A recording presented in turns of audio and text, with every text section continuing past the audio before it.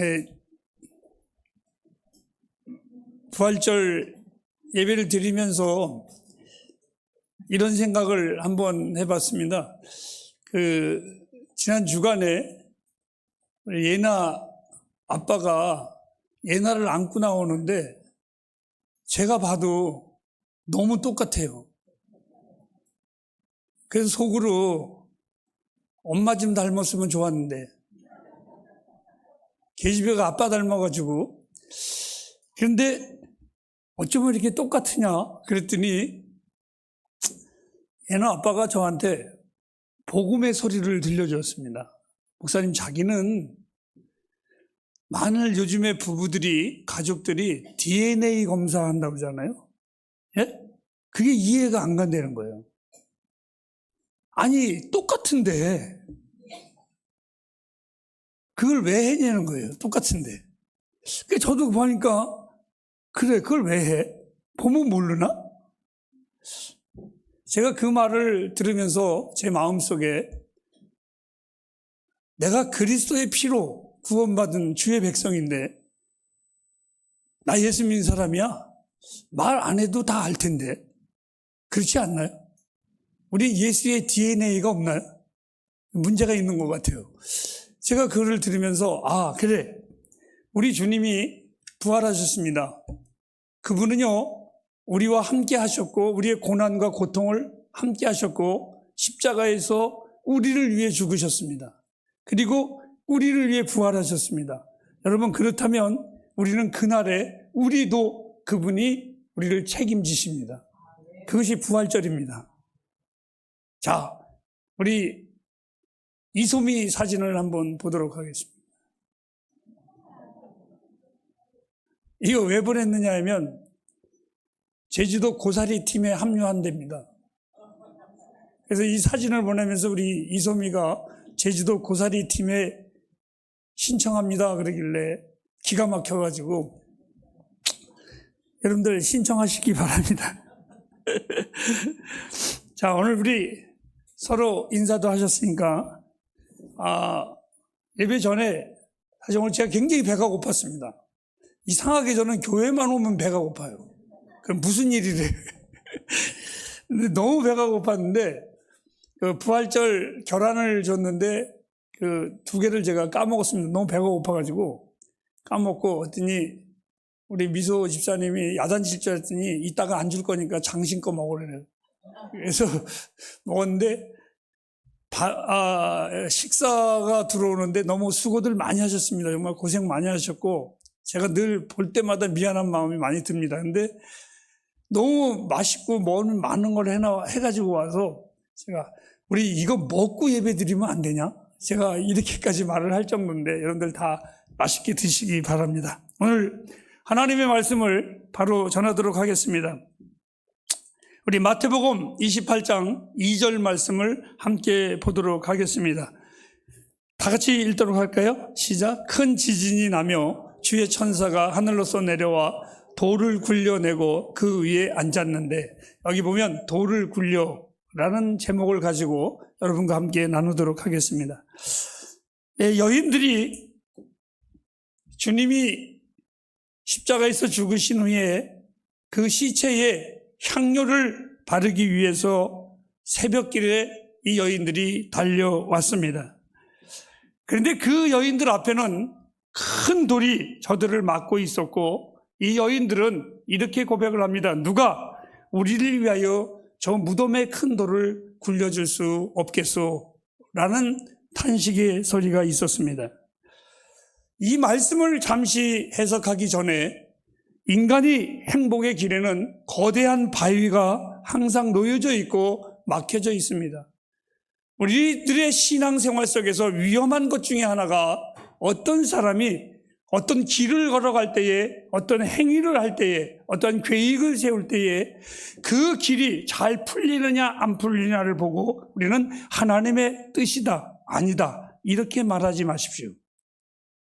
인간의 삶의 길에는 언제나 위험함이 항상 도사려져 있습니다. 하나님께서 바울 사도를 향하여 내가 너를 이방인의 사도로 불렀고 그리고 끝내 너는 로마에 가서 복음을 전할 것이다 라고 말을 했습니다. 여러분들, 바울 사도가 로마로 갈 때에 그의 길이 양탄자 깔아놓은 길로 가지 않았고 화려한 1등석 배를 타고 가지 않았고 그의 길에 정말 찬란한 태양이 비치지를 않았습니다. 오히려 비단길이 아니라 환난과 고통과 위험의 길이 그에게 끊임없이 다가왔고 심지어는 풍랑을 만나서 죽을까 하노라 라고까지 하는 탄식의 소리까지 나왔습니다. 만일 우리들이 그런 환경에 큰 막혀진 돌을 보고 하나님의 뜻이 아니다 라고 말을 했다면 우리는 바울에게 이렇게 말했을 겁니다. 하나님이 로마에 가는 것을 막으시나 봐. 그러니까 가지 마 라고 했을 것입니다. 바울은 그러한 것에 관여하지 않았습니다. 하나님의 뜻에 관여를 했지 그의 환경과 여건은 그에게 그렇게 별로 중요하지를 않았습니다. 여러분, 우리의 신앙생활 속에 예수를 믿으면서 만사형통 우리 많이 배웠습니다. 여러분, 그 만사형통이 어떠한 것인지 여러분들과 저는 이미 느끼고 알고 있겠지만 만사형통이 안 된다고 할지라도 예수 믿는 것이 잘못되었다라고 볼 수는 없습니다. 우리들의 신앙은 언제나 그리스도에게 초점이 맞춰지기를 바랍니다. 오늘 이 세상에 어느 누가 이 장애물을 옮길 사람은 아무도 없습니다. 철학이 우리들의 인생의 문제를 해결하려고 담당했지만 실패했습니다. 시인들은 자기들의 신비스럽고 아름다운 언어로 자기 자신들은 그 어떤 환경 속에서 위로는 되었지만 나에게는 오히려 그 단어가 슬픈 단어로 보였습니다. 저희 우리 학창 시절 때에 시몬 너는 아는가 떨어지는 저 낙엽을 이라는 시가 아주 유행이었었습니다. 여러분, 그 시인은 그 시가 떨어지는 낙엽을 보면서 낭만 있게 썼지만 왠지 나는 쓸쓸해졌고 나에게는 슬픔의 소리로 들리고 있었습니다. 또한 우리 주변에는 그러한 것뿐만이 아니라 정말 매일매일 우리들의 주변에는 사람들이 죽어가고 있습니다. 오늘 아침에도 나의 동기 목사님이 이제 문자가 오면은 덜컹하고 제 마음이 있습니다. 왜? 오늘 또 누가 죽었나 보다 했더니 그 문자에는 여지없이 어느 목사님, 장모님이 소천하셨습니다 라고 왔습니다. 그 죽음을 막을 수 있으며 그 죽음을 거부할 수 있는 것은 이 땅에 아무도 없습니다. 그 죽음을 누가 막을 수 있으며 그 무덤 너머에 소망을 누가 줄 수 있겠습니까? 분명히 2000년 전에 부활의 소식이 있었지만 사람들은 애써 믿으려 하지 않았습니다. 오늘 아침 일부 시간에 우리 전도사님이 작년에도 우리는 부활의 설교를 들었고 그 전에도 들었습니다. 그런데 그 부활의 소식을 여러분들은 마음에 되새기고 있습니까? 이렇게 질문에 설교를 던졌습니다. 여러분, 이 부활의 소식, 이미 주님이 부활하신 것 2000년 전에서부터 그 소식은 끊임없이 부인할 수 없는 확실한 소식으로 전해졌습니다. 하지만 사람들은 안타까운 것은 그 소식을 애써 부인하려고 애를 씁니다. 다만 사람들의 양심 속에서는 글자 그대로 슬그머니 곁눈질 하듯이 누가 우리를 위하여 이 죽음의 돌을 굴려줄 수 없나요? 라는 간절한 마음에 애타는 고백들은 누구에게나 다 있습니다. 이것은 삶의 부르짖음이라고 저는 표현합니다. 사람들은 바로 이러한 부활의 소식에 있어서 내 삶은 과연 어떠한 것인가를 고민하고 아파하고 있습니다. 그리고 이것이 내 인생의 전부인가? 이렇게 살다 사라지는 것이 안개와 같은 인생이 아니라는 것을 분명히 알면서도 애써서 아니 억지로 이 부활의 소식을, 이 부활의 은혜를 우리는 거부하려고 애쓰고 있습니다. 심지어는 우리 그리스도인들 역시 예수 그리스도의 부활을 담대하게 말하지 아니하는 안타까운 현실 속에 우리는 살아가고 있습니다.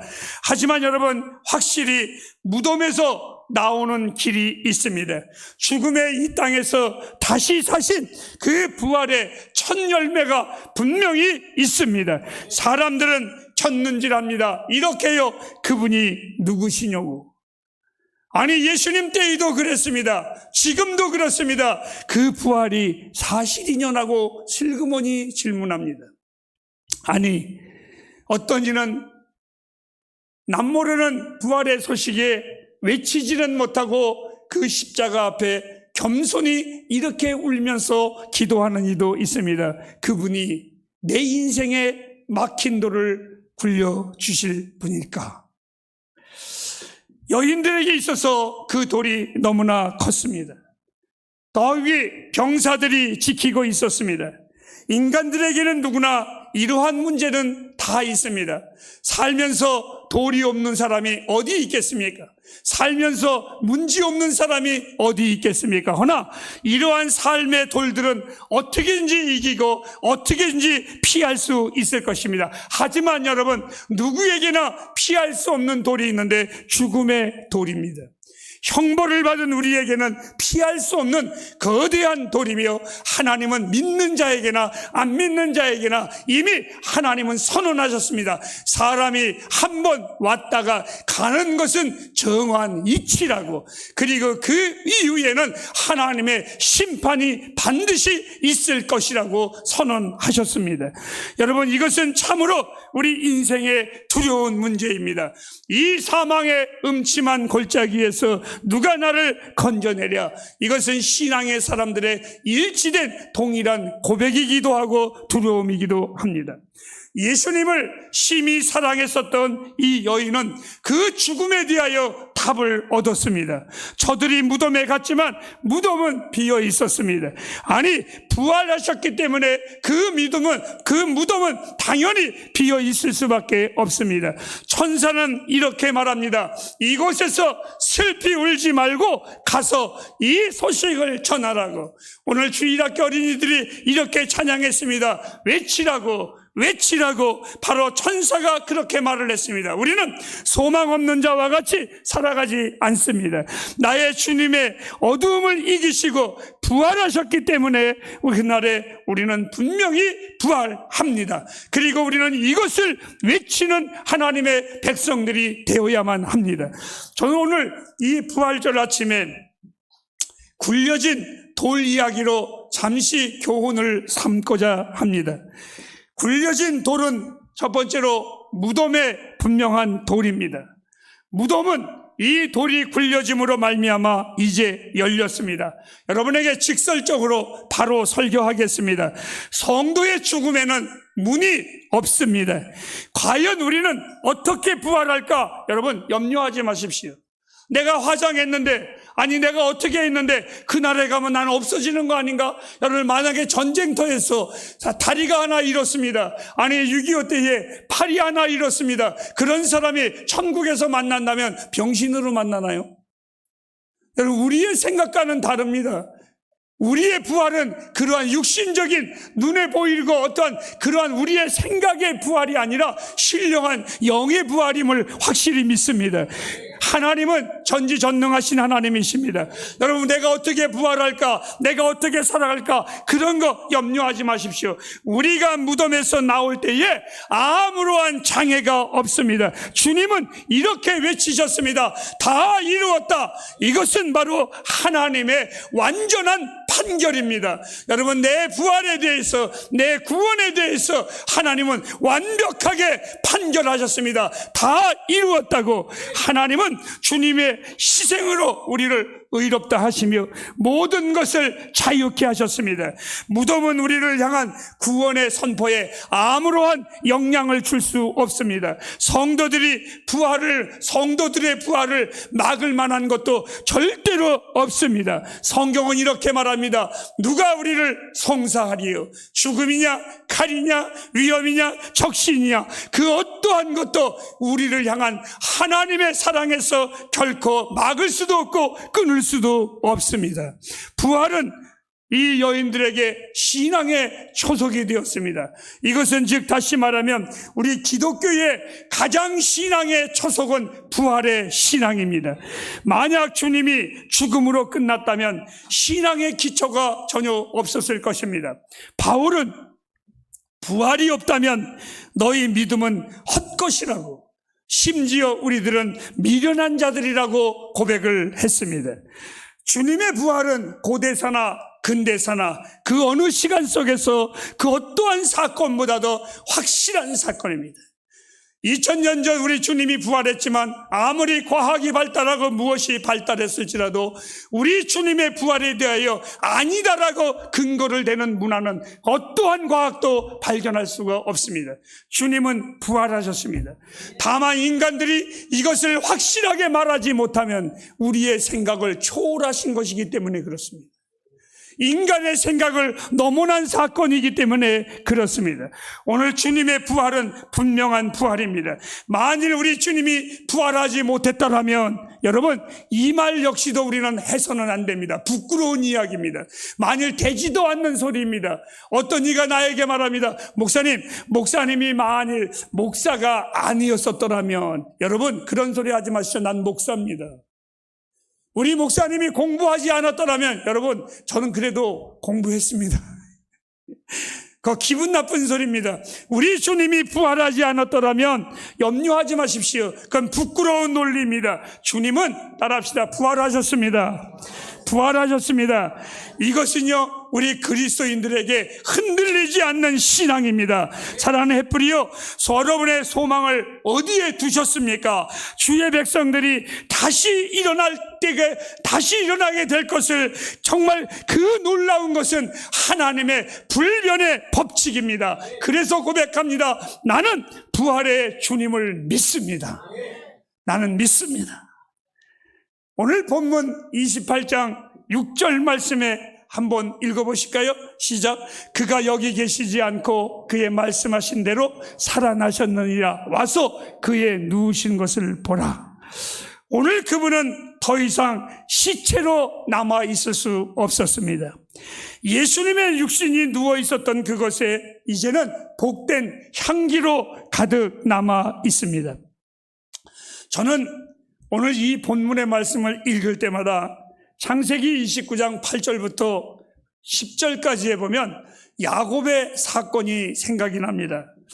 야곱이 삼촌 라반의 집으로 도망을 갔을 때에 그 주변에 운물이 하나가 있었는데 그 운물물이 돌에 눌려져 있었습니다.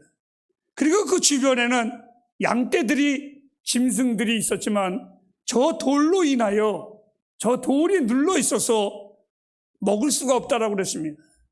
그때 야곱이 그 큰 돌을, 운물에 있는 큰 돌을 치웠습니다. 치웠을 때에 그 물로 인하여 주변에 있는 가축들이 다 배불리 먹은 것이 생각이 납니다. 그 돌을 치웠을 때에 그제야 그 짐승들이 마음껏 먹었습니다. 여러분, 주님의 무덤은 가장 순수한 살리는 생수의 운물이 되었습니다. 돌이 막혀 있을 때에는 아무도 먹을 수 없었습니다. 그러나 이제 이 부활의 아침 우리는 신령한 생수를 마실 수가 있습니다. 주님께서 부활하셨습니다. 이곳에서 마음껏 생수를 마시기를 주의 이름으로 축복합니다. 주의 부활이 가난한 우리들에게 있어서는 얼마나 큰 위로요 복인지 모르겠습니다. 이제 나는 오늘 마태복음 28장 5절 말씀을 통해서 천사의 말로 오늘 말씀을 마치도록 하겠습니다. 다 같이 읽도록 할까요? 시작. 천사가 여자에게 일러 가라사대 십자가에 못 박히신 예수를 너희가 찾는 줄을 내가 아노라. 오늘 여기에 보면 복음이 나옵니다. 복음은 말에 있지 않습니다. 귀로 듣고 마음과 지식에 호소하는 데 있습니다. 오늘 천사가 처음 한 말이 있습니다. 무슨 말입니까? 두려워 말라 였습니다. 두려워 말라. 여러분, 주의 복음의 진수가 두려워 말라입니다. 구원받으신 여러분, 정말 여러분은 그리스도를 따름에, 예수를 믿음에 두려워하지 마시기 바랍니다. 그 어떠한 것도 염려하지 마시기 바랍니다. 지구가 불탄다고 하여도 염려하지 마십시오. 우리를 보호할 분이 계십니다. 그분은 이 땅에 오셨을 때에 우리와 동행하셨고, 우리를 위해 살아가셨고, 우리를 위해 고난받으셨고, 우리를 위해 십자가에 죽으셨습니다. 우리를 위해 부활하신 분이 왜 우리와 함께 하지 아니하겠습니까? 염려하지 마십시오. 절대로 염려하지 마십시오. 하나님은요, 당신의 자녀들에게는 하늘의 공포가 없습니다. 하늘과 땅, 깊은 바다 어디에도 우리에게 공포를 주는 것은 절대로 없습니다. 두려워 말라. 현재도 두려워하지 마십시오. 미래도 두려워하지 마십시오. 부활의 주님은 말씀하십니다. 내가 살았으므로 너희도 살리라. 우리의 삶의 모든 것에 여러분 두려워하지 마시기 바랍니다. 하나님은 우리의 모든 환경에서 우리를 반드시 도우십니다. 그래서 두려워하지 마십시오. 죽은 자 가운데서 다시 살리신 하나님, 시브리어의 그 하나님의 이름을 엘샤다이, 즉 전지전능하신 하나님이십니다. 이 하나님이 나와 여러분과 함께 하시니까 두려워하지 마시기 바랍니다. 두 번째입니다. 오늘 이 천사가 그 여인들에게 이렇게 말을 합니다. 내가 아노니. 하나님은요, 우리의 형편을 아십니다. 하나님은 우리의 마음을 아십니다. 내가 오늘 어떤 마음 가지고 이 예배에 왔는지 주님 아십니다. 그래서 설교는 한 사람이 하는데 받는 자의 은혜는 다 각기 다르게 은혜를 받습니다. 아시기 때문에 그렇습니다. 그래서 두려워하지 말라 하십니다. 여러분, 우리의 영혼에 대해서 또 쇠하여져가는 우리의 육체에 대해서 그리고 내 미래에 대해서 너무 염려하지 마십시오. 분명한 것은 두 가지가 있습니다. 나는 모릅니다. 하지만 두 번째로 하나님은 아십니다. 하나님은 아십니다. 우리를 위하여 십자가에 죽으시고 우리를 위해 부활하신 주님, 그분은 우리를 위해 함께 하십니다. 우리는 기도할 때에 죽으신 주님께 기도하지 않습니다. 우리는 예배할 때에 죽으신 주님께 예배하지 않습니다. 그분은 부활하신 하나님이십니다. 내게 너무나 큰 은혜가 있습니다. 내 인생에 감당할 수 없는 그 큰 은혜, 내가 다시 주와 함께 부활할 것이라는 것을 나의 구세주가 나를 지켜보고 계시다라는 것, 내 인생의 가장 놀라운 은혜의 은혜입니다. 소경을 고쳐주신 주님, 문둥병자를 치료하신 주님, 중풍병자를 축복하신 주님이 오늘도 똑같이 나와 여러분에게 축복하심을 저는 믿습니다. 기도하겠습니다.